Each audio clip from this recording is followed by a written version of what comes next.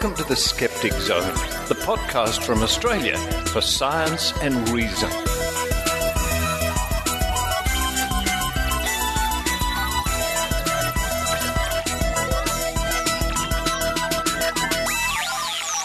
Hello and welcome to the Skeptic Zone, episode number 309 for the 21st of September 2014. Richard Saunders here with you from Sydney, Australia. It's warming up. Yes, Sydney, Australia is warming up. Blossoms are blossoming on the trees and birds are singing. And the mornings are getting earlier and earlier. Spring is coming and people are sneezing. But you don't want a weather report. You want to know what's coming up on this week's episode of The Skeptic Zone. We're going to kick off with Jo Alabaster. Evidence, please, with Jo Alabaster.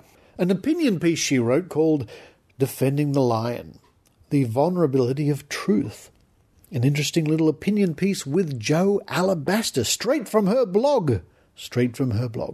And, of course, there's a link to Jo's blog at www.skepticzone.tv. And a very nice picture of Jo, too, this week, I think, on the cover of the Skeptic Zone. After that, it's our voiceover man, this man. Welcome to the Skeptic Zone. Jim Wilshire. He's going to read a couple skeptical poems he wrote.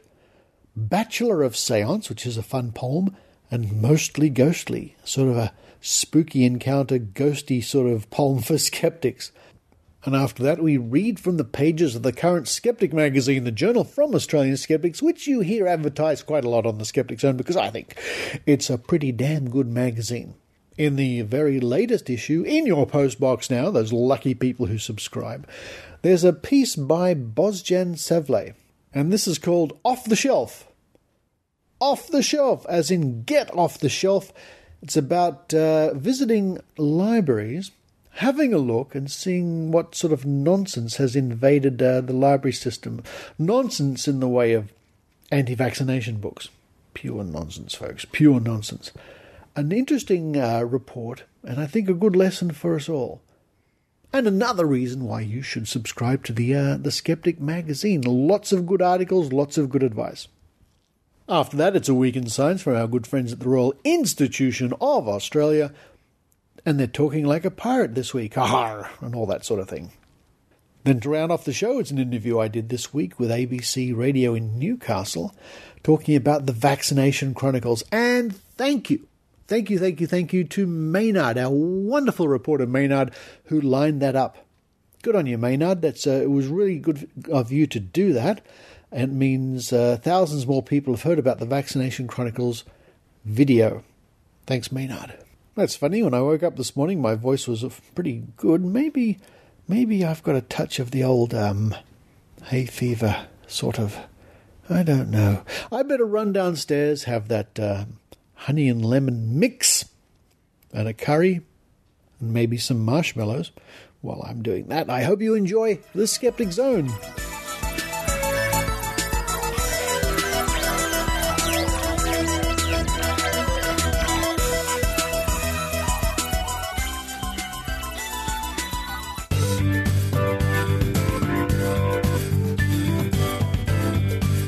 What we want is some more evidence, please.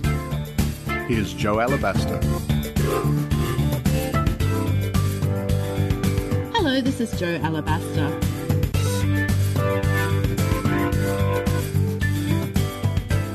Defending the lion, the vulnerability of truth. The truth is like a lion. You don't have to defend it. Let it loose. It will defend itself. This quote, attributed to St. Augustine, has been doing the rounds as an inspirational meme for some time. Occasionally it'll pop up on one of my social media streams, posted by somebody who I assume has faith that fact will prevail in the face of falsehood. And of course I certainly hope that it will, but I disagree strongly with St. Augustine's sentiment. Based on my observations, I believe that the line of this metaphor is vulnerable and that we do need to fight to defend it. Ethical truths, which are highly subjective, and as such it's highly debatable whether they're indeed truths at all, do not defend themselves. If they did, surely I'd not be repulsed by honour killings, as those who commit them are behaving in a manner according to the ethical truth, which I find indefensible, that bringing dishonour to one's family is a greater crime than murdering them. We'd not have an anti-abortion/pro-choice debate, nor a euthanasia debate, nor disagreements regarding the death penalty. If ethical truths could defend themselves, should they not convince us all of their merit? Likewise, logical truths are not agreed upon by all, be it through a lack of exploration or exposure to concepts, alternate well-argued conclusions, or cognitive dissonance. The clearest of all truths, though, factual truths, backed by solid evidence, are still vulnerable to falsehoods, some of which, when taken as truth, present real risks to our society. The truth that vaccination is the safest and most effective means by which we can protect ourselves from vaccine-preventable diseases, and that these diseases are a real threat to human health and life, is continually under attack from anti-vaccination advocates, and to some in our community the anti-vaxxers can be persuasive, resulting in both danger to individuals' health and lowered herd immunity in our communities. As such, I find it imperative that vaccination advocates defend the truth, and I'm honoured to know many people who spend a lot of their time and energy doing just that. Likewise, fluoridation of our water supply is a safe way to ensure that our population's dental health is maintained, but anti-fluoridation activists believe differently. Not only are these activists able to convince individuals with their rhetoric, they can also influence policy to the extent that entire regions remove fluoride from their water supply as a result of their campaigning. In this case, to maintain evidence-based public health policy, we must defend the truth. The truths that fringe conspiracy theorists deny, that the moon landing occurred, that chemtrails are merely contrails, that the reptilians or Illuminati very probably aren't controlling the world behind the scenes. They arguably cause less harm to communities and relatively little to the individuals who believe them. The moon landing hoaxer who handed Buzz Aldrin one too many times and got punched aside. But they do serve as examples of situations in which the truth is not defending itself. I'm inclined to spend less time defending these truths, though I do tend to take issue with the conspiracy theorists' undermining of rational evidence-based thinking. It's probable that St. Augustine was referring to the biblical truth in which he believed, that the truth of his God would prevail without his defence. Clearly at this point in human history it's not, given the wide array of beliefs and lack thereof held by the people of this planet. His biblical truth is not defending itself. We humans are capable of manipulating our world, both with concepts and with actions. Both metaphorically and in reality, we've rendered the lion vulnerable, and it relies on our protection if it is to prevail. The benefits of defending the lion and whether we have a moral imperative to do so are truths to be explored. But ethically, logically and factually, St. Augustine's truth, that the truth can defend itself, does not hold true for me.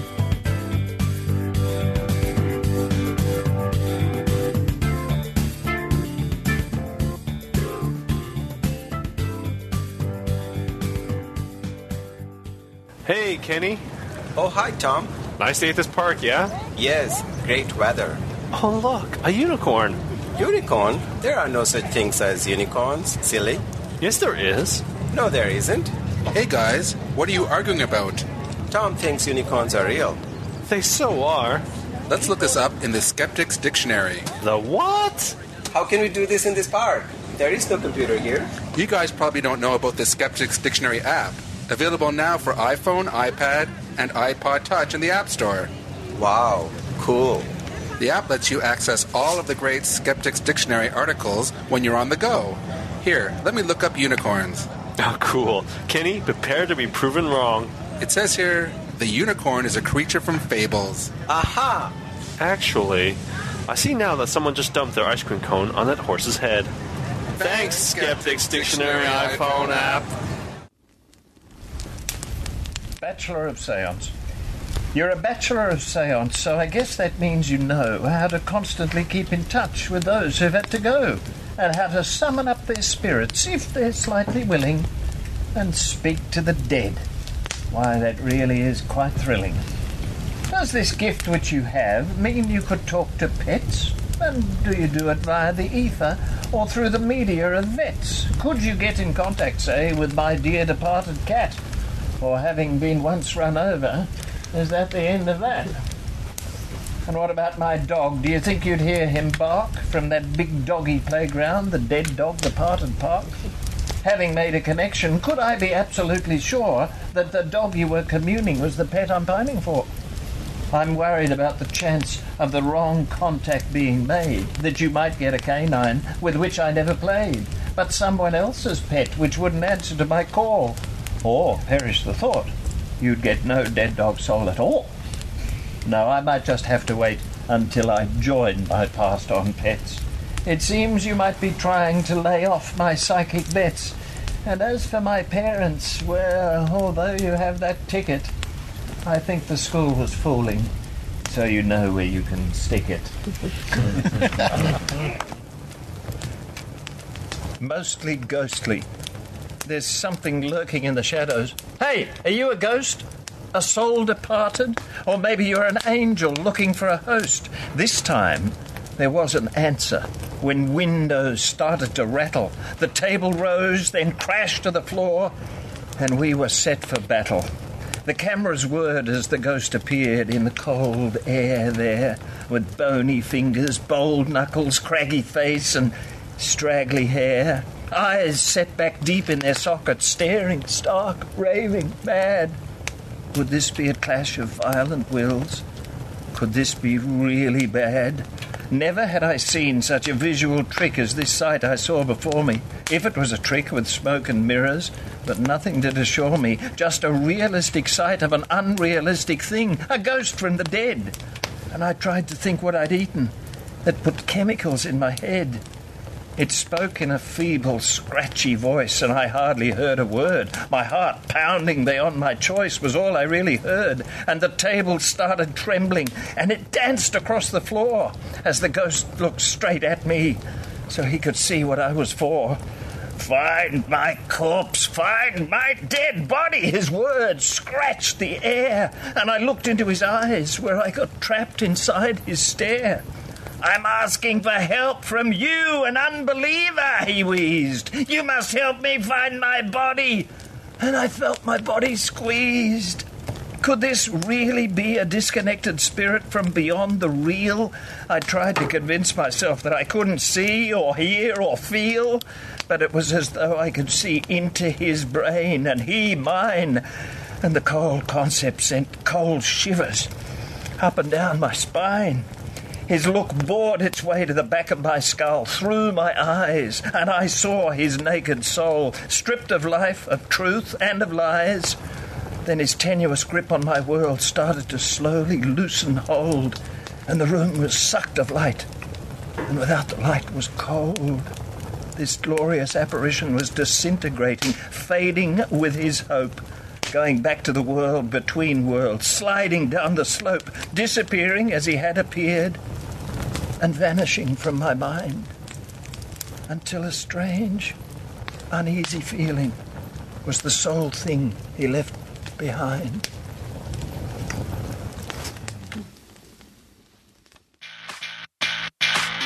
Ad hominem, begging the question, factoid propagation, false analogy, false cause, false dichotomy, gibberish, immunised hypothesis, moral equivalence, poisoning the well, simple-minded certitude, stacking the deck, and WTF are just some of the fallacies we provide real-life examples of in Hunting Humbug 101, a podcast about bad arguments. Check it out at www.skepticsfieldguide.net.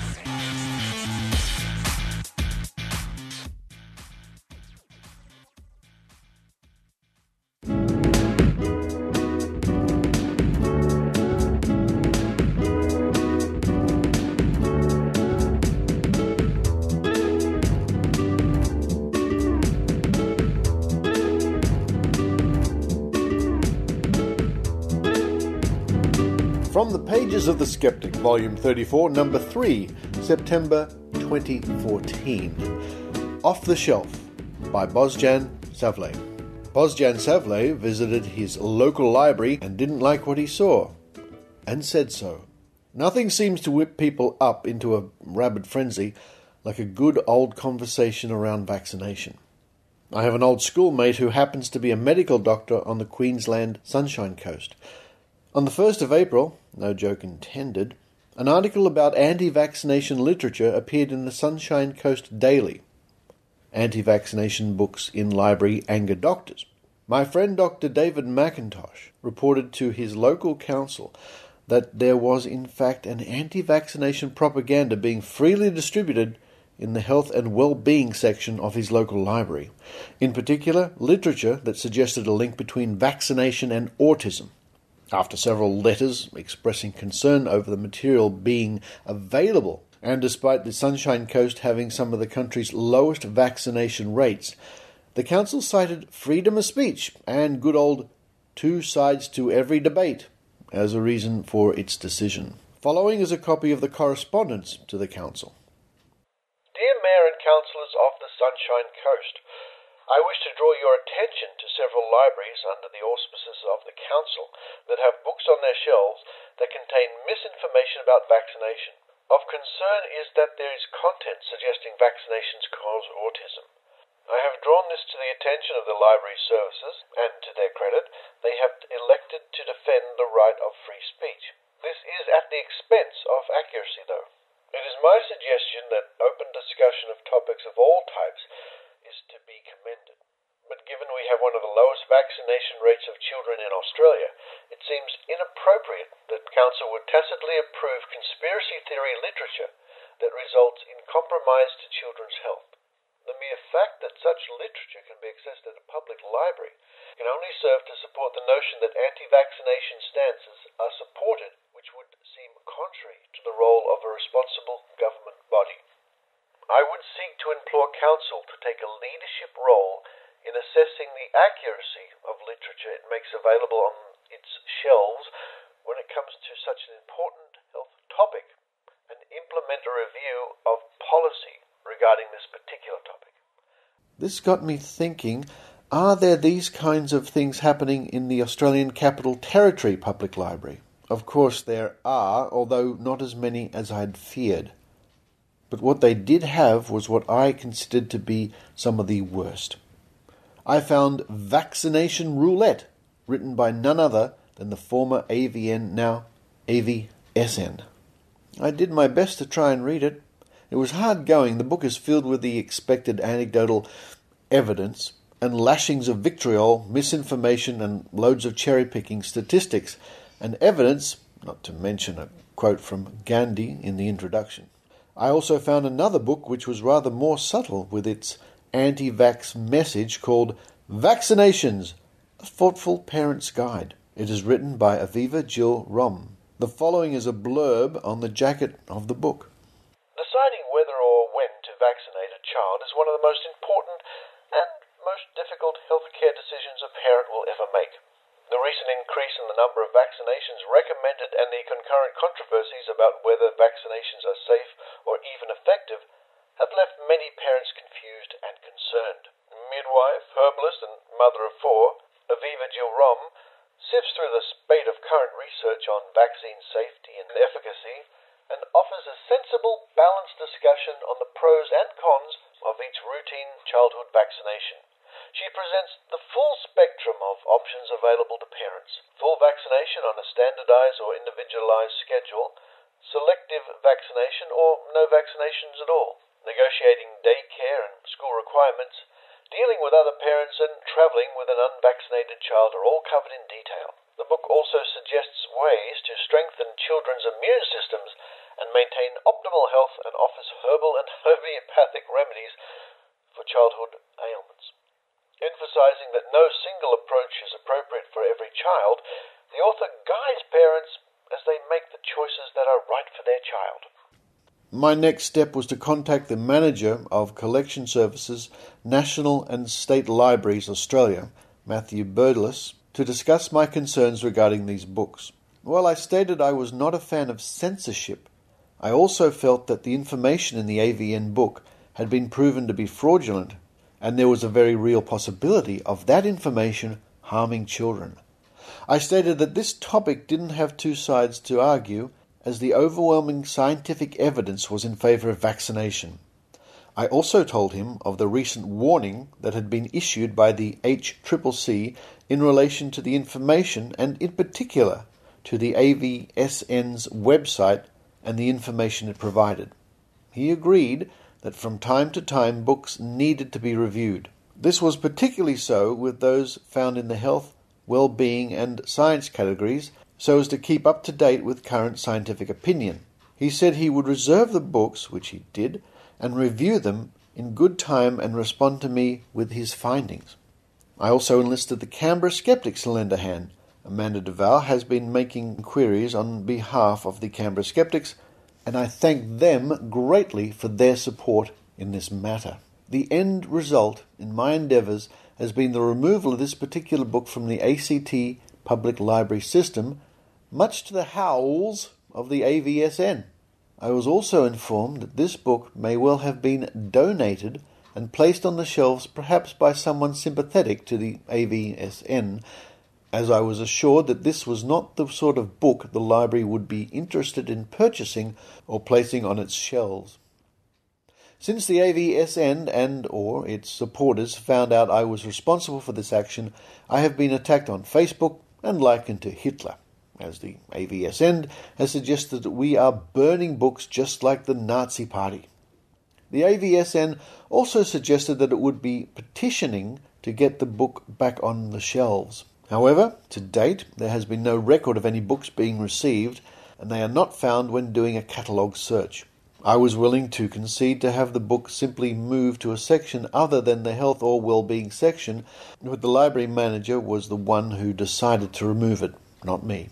In the end, I feel that this was the best result I could have hoped for, but as I have said, there are still plenty of anti-vaccination books out there, and it pays to always be vigilant. I suggest that everyone should perhaps take a visit to their local library and take a look on the health and well-being shelves. You might be surprised at what you find. About the author, Bostijan Savle is an amateur astronomer and podcaster.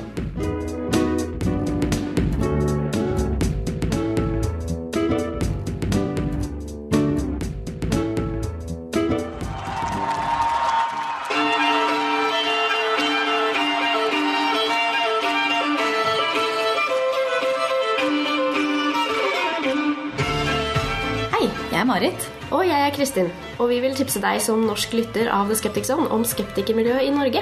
Det finnes norske blogger og pubtreff og podcast, og foreningen Skepsis driver med ulike former for aktivisme. Sentralt er skepsis.no, og her publiseres det dyptpløyende artikler, en kalender over skeptiske aktiviteter og lenker til andre skeptiske ressurser. Skepsisbloggen oppdateres jevnlig, og det diskuteres heftig på Skepsisforumet, så stikk innom og delta du også. Skepsis.no. Hello, I'm Marit. And I'm Kristin, and we want to let you know that there are lots of Norwegian skeptics for you to get to know. There are blogs and pub meets and a podcast, and the Norwegian Skeptics also do paranormal tests and consumer activism. To find out more, Google Norwegian Skeptics or visit skepsis.no.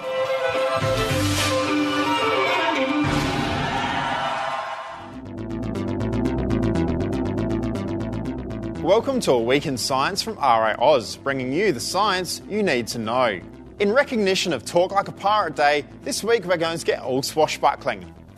Arr, as we look at the science of me hearties. Arr, it's a pirate life for me, sailing the yonder with science on me side. You know, matey, sailing the blue oceans, I need to be able to navigate my way with the stars. To do this, we mariners used a device called a backstaff during the day, or nocturnal at night. These measured the angle of the sun or stars to find the ship's latitude and time. Important to knowing where I'm plundering is also the sextant. By measuring the angle of the sun, we could calculate the latitude of our ship. If the sun was right overhead, we'd be on the equator. But if not, we'd be a particular distance north or south. The sextant could also be used to measure the angle between the moon and a star or planet to determine the longitude, or two landmarks to triangulate the position of the ship. To work out how fast we'd be traveling, we used a chip log, a piece of wood tied to the end of a rope. So when the wood is thrown overboard, it pulls the rope out. Along the rope are evenly spaced knots. Counting the number of knots which go past every 28 seconds show the speed of the ship. This is why we have the term knots for the speed of a ship. And one tool which let us calculate all this quickly and accurately was Gunter's rule, a logarithmic scale ruler, which allowed easy calculations using a set of calipers. And now, let's plunder our 4 fast facts. Pirates used an early form of grenade, which are essentially just hollow metal balls filled with gunpowder, with a simple fuse sticking out the end. A pirate was probably more likely to die of disease than in combat. Some of the more common diseases were a result of poor hygiene. Another common disease was scurvy, brought on by a lack of vitamin C and a diet which consisted of cured and salted foods. And if a pirate survived an injury that required an amputation, they still had to survive blood loss during the operation, the intense pain of an amputation without anesthetic, and an almost inevitable infection following surgery. Medical understanding of the time was rudimentary at best. That's quite enough of that, I think. For more information on the science of pirates, go to the RiAus website, riaus.org.au. Follow us on Twitter at RiAus and like us on Facebook. I'm Ben Lewis, and we'll catch you next week.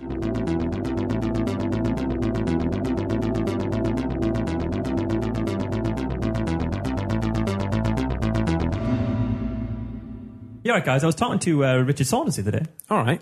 He said if we record a trailer for our podcast, Skeptics with a K, he'd play it on their show. Well, that's nice of him. That's very generous. It's pretty good. I'm not sure what we could do, though. I mean... Well, I suppose you tell people what the show's about. But it's basically just this. Yeah. But we talk about science and skepticism and things. That's true. I suppose you mentioned the website address. What, Merseysideskeptics.org.uk? Yeah, or just like search us on iTunes. Oh, and then we could end with like a big song like The Skeptics with a K podcast. No. Don't do that.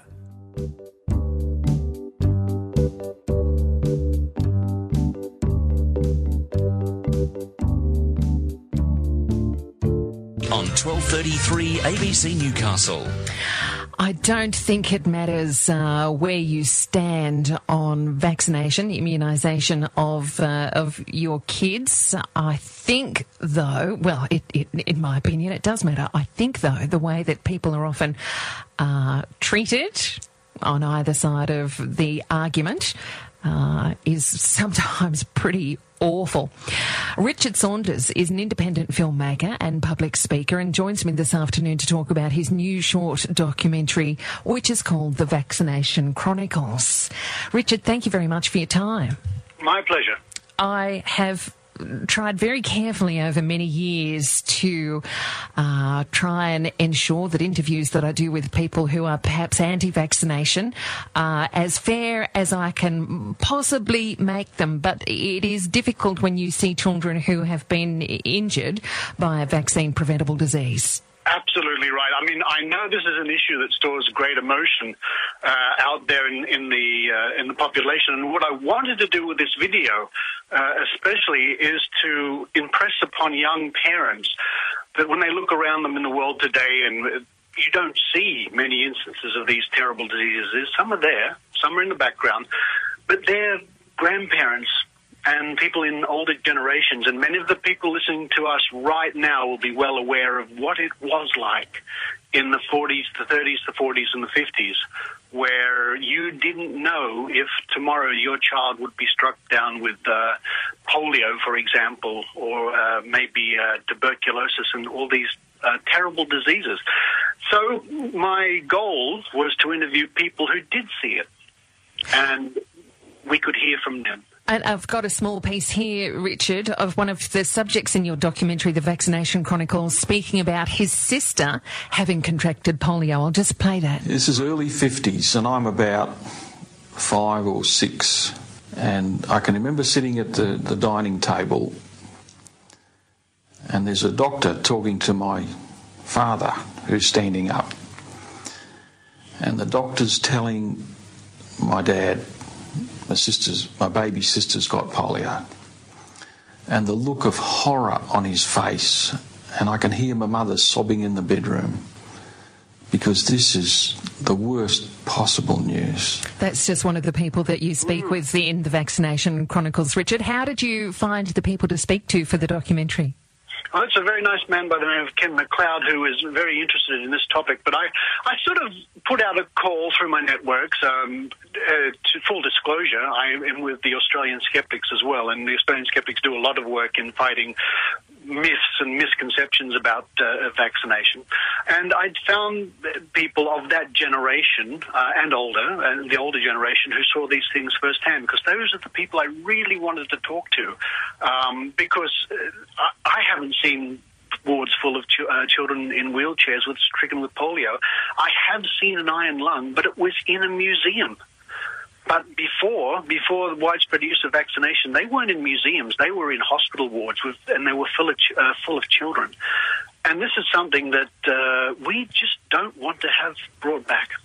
My guest is Richard Saunders here at 12:33, talking about his short documentary, The Vaccination Chronicles.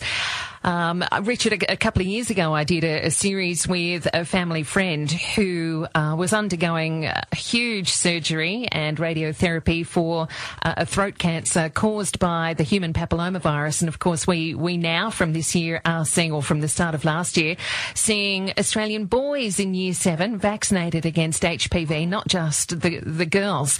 And I like science. I think science is a pretty good thing. And my eldest son this week came home with his third little docket saying that he had now completed his HPV vaccination course. And I could have cried, because he of all the things that he will have to worry about in his lifetime, going through what our friend went through won't be one of them. Absolutely right. Absolutely right. And you as a parent won't ever have to worry about, will my child tomorrow be struck down with something like polio or tuberculosis. Why? Because we developed the science to fight these things. And what's another thing in the back of my mind, of course, when I was making this, was not only to let young people of today, young parents, know that this is what it was like not so long ago, but really to impress upon them, let's all work together to make sure these days never come back. And one day these diseases will be in the history books like smallpox. Why do we still have a fairly large sceptical community, though, who are anti-vaccination, who think that vaccines cause damage, that they can cause death? I mean, there are potential for complications and risk in every medical choice that we make. But where does their degree of fear of a vaccine come from? It's a very good question. A lot of it is to do with simple misinformation on the internet, and heaven knows the internet is full of interesting information, both good and bad. I think it partly stems from a natural protection that parents feel towards their children. If there's even a little bit of doubt, sometimes they can let that doubt cloud their better judgment, should we say.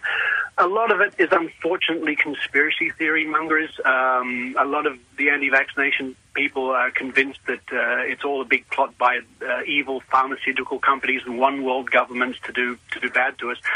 But when you look at the figures and you hear the stories of what it used to be like compared to now, those arguments sort of just wilt away. But you are absolutely right. With every procedure, there's an element of risk, and we're not for one moment saying that's not the case. Seatbelts have the potential to cause risk, but we still buckle up when we get into the car. So into the future, Richard, how do we combat this? How do we combat the fact that 20 years ago there was a paper that was published in the Lancet Medical Journal claiming that there was a link between the measles, mumps and rubella vaccine and autism? And even though the Lancet have now retracted that publication, in that paper from their publication, there are still many, many people who believe that there is a link between the MMR vaccine and autism. How do we make the falsehoods go away? I wish I knew the good answer to that. I really do. I think talking about it on the radio like we're doing today, and I'm pleased due to social networking, this is being heard all around the world. Things like this help. Letting people know that has been discredited.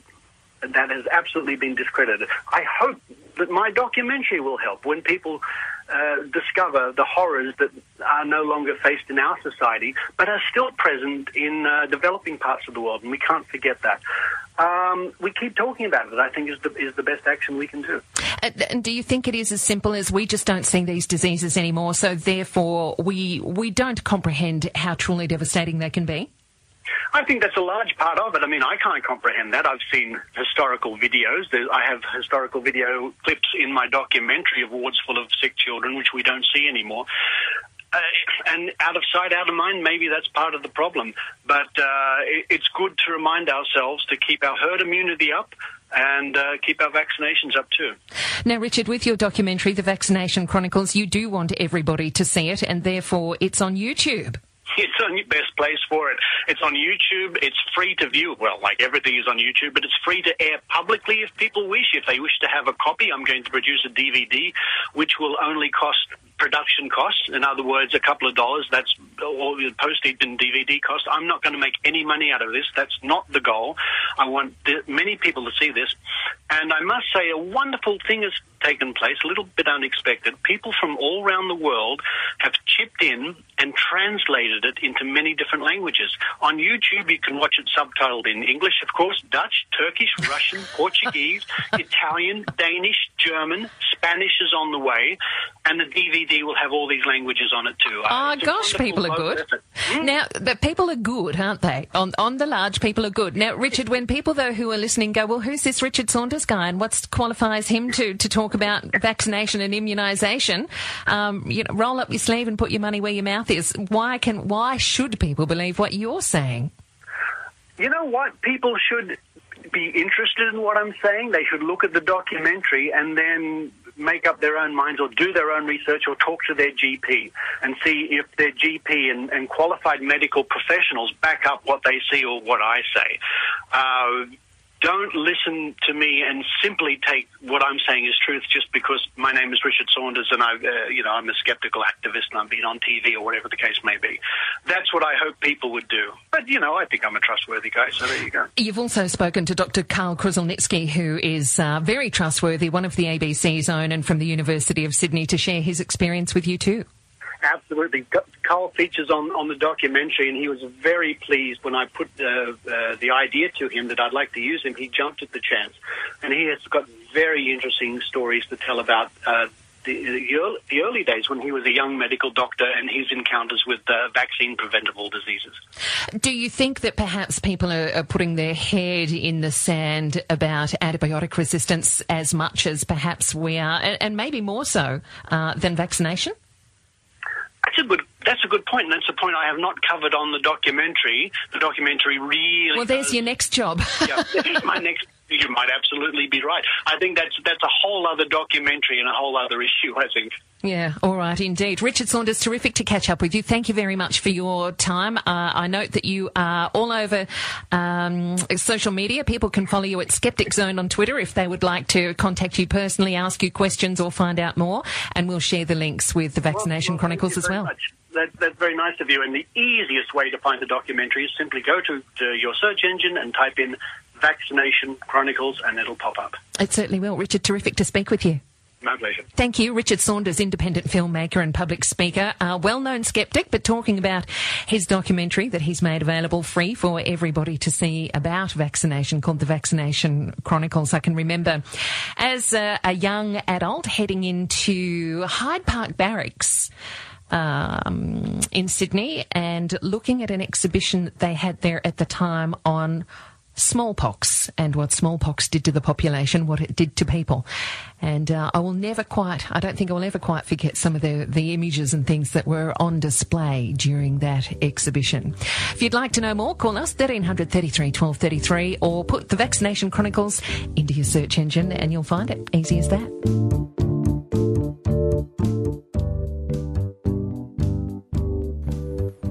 Hey guys, Jay Novella here. Simple question. Where will you be this November?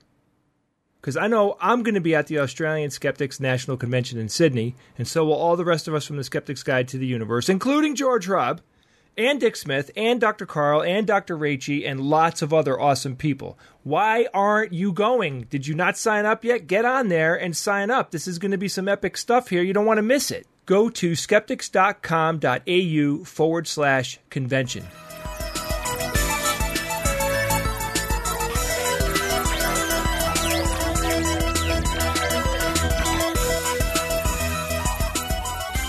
Thank you for listening to the Skeptic Zone. Yes, another short episode this week.